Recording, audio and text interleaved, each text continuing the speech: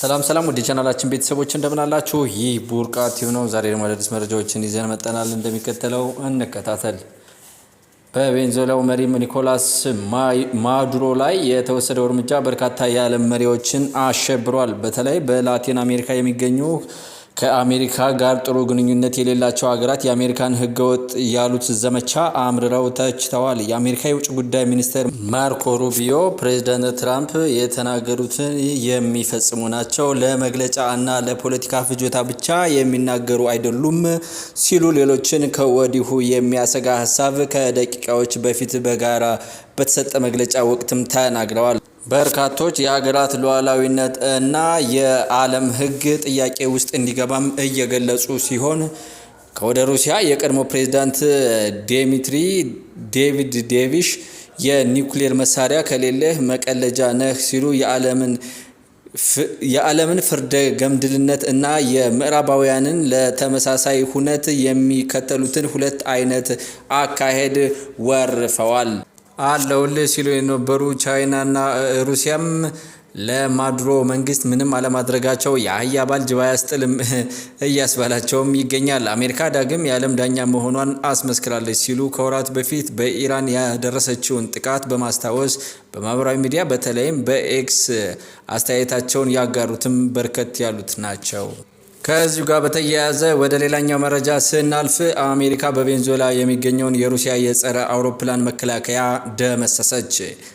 ታህሳስ 26 ቀን 2018 ዓ.ም በደቡብ አሜሪካ የተቀሰቀሰው ወታደራዊ ግጭት ወደ ከፋ ደረጃ መሸጋገሩን ተከትሎ የአሜሪካ ጦር በቬንዙዌላ የሚገኘውን የሩሲያ ስሪት ቡክ ኤም2 የዘመነ የአየር መከላከያ ዘዴን ሙሉ በሙሉ ማውደሟን አረጋግጣለች። በሚሊታሪም እና በሌሎቹ የደህንነት ምንጮች የወጡ መረጃዎች እንደሚያመለክቱት ጥቃት የፈጸመው በካራካስ ከተማ በሚገኘው ላካርሎታ ወታደራዊ የአየር ማረፊያ ላይ ሲሆን ይህም የማዱሮ አገዛዝ የአየር ክልሉን ለመከላከል የነበረውን አቅም በእጅጉ አዳክሞታል። ይህ የአየር ድብደባ አሜሪካ በምዕራቡ ንፍቀ ክበብ የሚገኘውን የሩሲያ ወታደራዊ ቁሳቁስ ተጽዕኖ በቀጥታ ኢላማ ያደረገችበት እርምጃም ተደርጎ ተወስዷል። ጥቃቱ የተፈጸመው አሜሪካ በቬንዙዌላ ላይ በጀመረችው ሰፊ ወታደራዊ ዘመቻ ውስጥ ሲሆን በተመሳሳይ ወቅት ፕሬዝዳንት ኒኮላስ ማዱሮ በአሜሪካ ልዩ ኃይሎች ተይዘው ለፍርድ ወደ ኒውዮርክ መወሰዳቸውን የዓለምን ትኩረትም ስቧል። የአሜሪካ ጦር ከዚህ መከላከያ ዘዴ በተጨማሪ በሩሲያ የተሰሩ ኤስ-300 የተሰኙ የረጅም ርቀት ሚሳኤል መቃወሚያዎችንም መደምሰሷን ዘግባለች። በአሁኑ ወቅት በቬንዙዌላ ከፍተኛ ወታደራዊ እንቅስቃሴ የሚታይ ሲሆን የሩሲያ የጦር መሳሪያዎች የአሜሪካን ጥቃት መቋቋም አለመቻላቸው በሞስኮና በዋሽንግተን መካከል ያለውን የዲፕሎማሲያዊ ውጥረት ይበልጥ አፋፍሞታል። ወደ ሌላኛው መረጃ ስናልፍ አንድ አስገራሚ ዜና ተሰምቷል። ወደ አሜሪካ እና ኢትዮጵያ የፈጸመችው ስምምነት ብዙዎችንም ያስቆጣ ብዙዎችም የተቹት ተቀባይነትም ያላገኘላቸው ነገር ሆኗል። ወደ መረጃው ስንሄድ አሜሪካ የቁም ከብት እንስሳት ለአንድ ቀን የሞላቸውን ጫጭቶችና የመፈልፈል እንቁላልም ለኢትዮጵያ ገበያ ማቅረብ የሚያስችላትን ፈቃድ ማግኘቷን ገለጸች።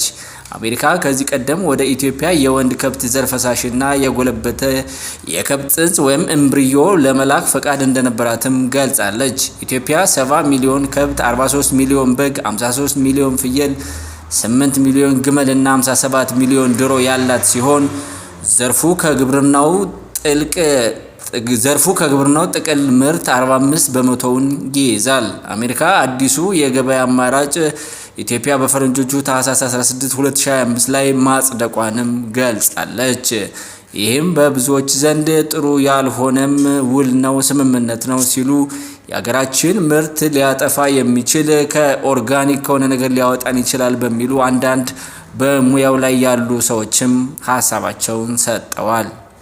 ወደ ሌላኛው መረጃ ስናርፍ ዛሬ በብላቴ ማሰልጠኛ ማዕከል ዛሬ በተከናወነው ልዩ ዘመቻዎች እዝ መሰረታዊ ምልምል ወታደሮች ምርቃ ላይ አሰብን ወደ ኢትዮጵያም ወደ ኤርትራም ያላካለለ ካርታ በሽልማት መልክ መቅረቡ ከፍተኛ ትኩረትን ስቧል።